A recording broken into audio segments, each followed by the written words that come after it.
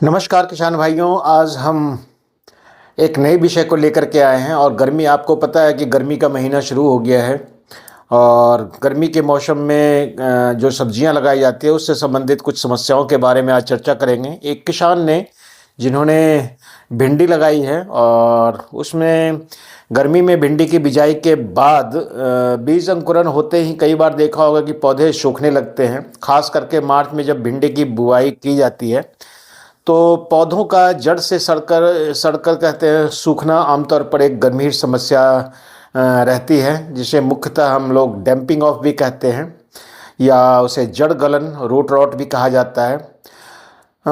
अगर समय पर इसका नियंत्रण नहीं किया जाए तो पूरी फसल जो है भिंडी की वो खराब हो सकती है और यह समस्या खासकर मार्च जून में जो ज़्यादा देखी जाती है। तो किसान भाइयों, आप देख रहे हैं हमारा यूट्यूब चैनल फार्मिंग, और आज हम बात कर रहे हैं गर्मी में जो भिंडी अगेती लगाया जाता है और उसमें आने वाली प्रारंभिक समस्या, जो परेशानी है किसानों को जो जूझना पड़ता है उसके बारे में।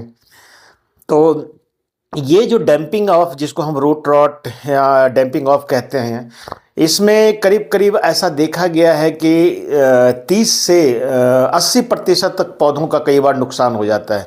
यानी पौधे मर जाते हैं जन्म से के जस्ट बाद या 2-4 दिन के अंदर। जैसे अंकुरित होता है उसके 2 जो पुराने पत्ते होते हैं उसी के साथ पौधे की संख्या कम होने लगती है और इसका जो रिएक्शन होता है, इसका जो इफेक्ट पड़ता है कि उत्पादन कम हो जाता है।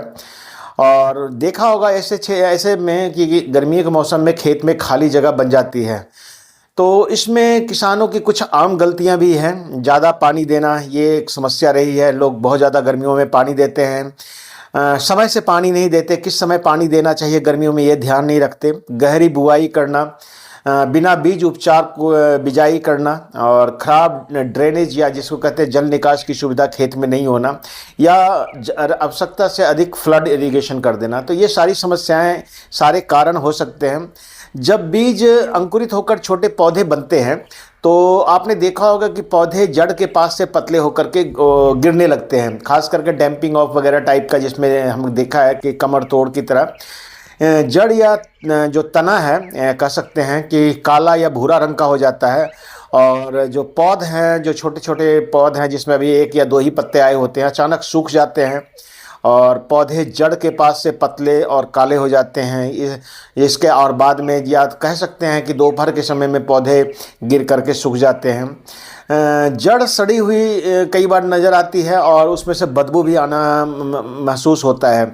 तो ये जो समस्या है, ये भिंडी में, गर्मी में लगने वाली जो भिंडी की फसल है उसमें आम समस्या है। और ये गंभीर समस्या है इसलिए भी हो जाती है कि किसान को उत्पादन में देरी होने लगता है। किसान चाहता है कि जितना जल्दी उत्पादन हो तो हमें मार्केट में अच्छा प्राइस मिले। तो इसके कारण से है। नॉर्मली हम कह सकते हैं कि भिंडी ऐसे एक बरसात की फसल मानी जाती है, लेकिन चूंकि बेमौसमी उगाने के बाद इसकी मार्केट में रेट ज़्यादा मिलती है, इसलिए लोग इसको ज़्यादा आजकल अगेती प्रोडक्शन करना चाहते हैं। इसका जो मुख्य कारण है वो है जो फफूंद है, जो फंगस है उसके, जैसे पिथियम वगैरह है, राइजोक्टोनिया है, फ्यूजेरियम वगैरह से। और इसका जो मुख्य कारण जो फंगस तो है ही, इसके अलावा कई बार खेत में अत्यधिक नमी हो या पानी ज़्यादा लगा दिया हो, सिंचाई या भारी मिट्टी जैसे क्ले सॉइल, जैसे खास करके इसमें देखा है कि भारी मिट्टी जहाँ होती है वो समस्या ज़्यादा आती है। लगातार एक ही फसल उगाने से भी ये समस्या आ जाती है कि बार बार हम भिंडी के बाद भिंडी हम लगा रहे हैं। अत्यधिक तापमान कई बार दिन में हो जाता है और अत्यधिक नमी हो जाती है। दोनों का कम्बिनेशन अगर मिलता है तो ये समस्या ज़्यादा आती है।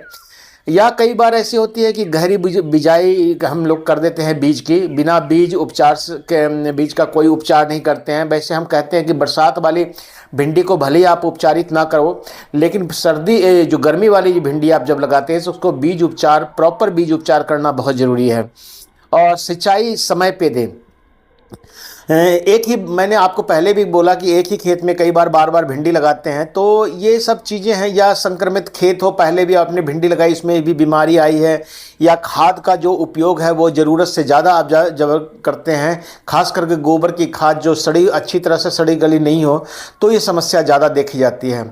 अब हम बात करते हैं इसके नियंत्रण के बारे में। तो अगर इसका सबसे पहला तो नियंत्रण कि इस बार आपने जो फसल लगा लिया है तो उसके लिए तो नहीं है, लेकिन जब आप अगली बार फसल लगाएं तो आप डेफिनेटली है कि बीज को कार्बेंडाजिम, जिसको हम बेविस्टीन भी कहते हैं, 2 ग्राम प्रति किलोग्राम बीज की दर से उपचारित करें। इसके अलावा ट्राइकोडर्मा आता है ब्लैक भूरे रंग का, तो ट्राइकोडर्मा जैविक है, इससे 5 से 10 ग्राम जो ट्राइकोडर्मा लेकर के और 1 किलोग्राम बीज के ऊपर इसकी कोटिंग कर दी जाती है, जिसको सीड ट्रीटमेंट ही बोलते हैं। ये बहुत ज़्यादा फायदेमंद है। इसमें प्रारंभिक तो इससे बचाव होता ही है, खास करके ये ट्राइकोडर्मा से अगर बीज को उपचारित कर लिया जाए तो इसमें देखते हैं कि बाद में बीमारी भी ये कम आती है, पौधे की ग्रोथ भी अच्छी होती है। अगर अभी आपके खेत में लगा हुआ है, भिंडी आपने लगा दिया है और ये समस्या आई है, तो ड्रेंचिंग सबसे ज़रूरी है। पौधों के जो जड़ है उसमें कार्बेंडाजिम, जिसको मैंने बोला बेविस्टीन, 1 ग्राम प्रति लीटर पानी में मिला करके इसको अच्छी तरह ड्रेंचिंग करें, नॉट स्प्रे, ड्रेंचिंग करें। इसके अलावा मेटालैक्सिल या मैनकोजेब, जो रिडोमिल के नाम से आता है, रिनोमिल एमजेड करके, तो उसका 2 ग्राम प्रति लीटर पानी में मिला करके भी आप छिड़काव कर सकते हैं। और 5 से 7 दिन के अंतराल पर से 2 से 3 बार अवश्य इसका छिड़काव करें। कुछ जैविक उपाय, जैसे ट्राइकोडर्मा के बारे में मैंने बोला कि ट्राइकोडर्मा से आप बीज उपचार कीजिए। इसके अलावा ट्राइकोडर्मा आप खेत में भी डाल सकते हैं, जैसे 5 किलो आप ट्राइकोडर्मा को 100 किलोग्राम गोबर की खाद में मिलाकर जड़ में भी डाल सकते हैं। इसका भी सीधा फायदा पड़ता है जब पहले आप गुड़ाई करते हैं। इसके अलावा आप चाहें तो नीम की खली जो है 50 से 100 किलो प्रति एकड़, करीब 100 किलोग्राम, 1 क्विंटल प्रति एकड़ भी आप डाल सकते हैं, यानी कि 10 किलो प्रति कनाल के हिसाब से आप इसको डाल सकते हैं। इसके अलावा खेत में भी प्रबंधन करना पड़ता है, जैसे खेत में पानी को खड़ा ना होने दें, सिंचाई, हल्की सिंचाई करें या ज़रूरत के अनुसार सिंचाई करें। प्रभावित जो पौधा ग्रसित है उसको तुरंत उखाड़ करके फेंक दें। इसके अलावा मिट्टी सुधार भी ज़रूरी है। जैसे मैंने आपको बोला कि जो भारी मिट्टी, दोमट मिट्टी होती है, उसमें ये समस्या ज़्यादा आती है। तो मिट्टी में अगर आप चाहें तो रेत मिला सकते हैं या गोबर की खाद की मात्रा को मिला करके खेत को तैयार करें। और किसान इस बीमारी से बचना चाहता है तो अगर कि भिंडी में यह बीमारी न लगे तो उस कंडीशन में ऊंची उठी हुई क्यारी, जिसको हम रेस्ड बेड कहते हैं, उसको बना करके भिंडी की बिजाई करनी चाहिए। रेस्ड बेड में ये देखा गया कि ये समस्या कम आती है। उसके अलावा फसल चक्र, क्रॉप रोटेशन, जैसे भिंडी के बाद आप मक्का लगाएं या कोई दलहनी फसल लगाएं, लगातार भिंडी की फसल ना लगाएं, ये ध्यान दें। और अगर हिमाचल प्रदेश के लिए कुछ खास सलाह की बात करते हैं, ये तो समस्या करीब करीब सभी जगह आती है, तो वो है कि हिमाचल प्रदेश के किसानों को मैं कहना चाहूँगा कि सिंचाई जो है वो शाम को नहीं करें कभी भी, यानी इसकी जड़ें कभी भीगी नहीं या पत्ते भीगने नहीं रहने चाहिए। तो इससे बेटर है कि इसकी जब भी शुरुआत में गर्मी वाली भिंडी की सिंचाई करें तो मॉर्निंग में सुबह, शाम को ना करके सुबह ही सिंचाई करें। और हल्की रेतीली मिट्टी में भिंडी लगाएं। मार्च अप्रैल में तापमान और नमी का जो संतुलन बना रहता है उसको देखते हुए ही सिंचाई करें। अगर एक लाइन में हम समाधान की बात करें, खास करके इस बीमारी के लिए जो रूट रॉट है या डैम्पिंग ऑफ है, तो बीज उपचार कीजिए, सही पानी का प्रबंधन कीजिए और ड्रेंचिंग कीजिए। डैम्पिंग ऑफ का पक्का इलाज संभव है। तो किसान भाइयों, आज मेरा जो विषय था जिसके ऊपर मैंने जो किसानों के साथ ये समस्या आ रही है वो है डैम्पिंग ऑफ इन ओकरा या कमर तोड़ बीमारी, जो ओकरा में भिंडी में लगता है, उस बीमारी की समस्या का समाधान ये है। तो किसान भाइयों, अगर मेरी बातें आपको समझ में आ गई हो तो आप इसका अपने खेत में प्रयोग कर सकते हैं। और अगर कोई और समस्या है तो मेरे को कॉल करके 9418494333 पे आप मुझे कॉल करके और अपना जो समस्या है उसको बता सकते हैं। और किसान भाइयों, मेरे चैनल को आप जो है इसको ज़रूर सब्सक्राइब करें और लोगों को बीच में शेयर करें ताकि ज़्यादा से ज़्यादा लोग इसका फ़ायदा उठा सकें। धन्यवाद किसान भाइयों।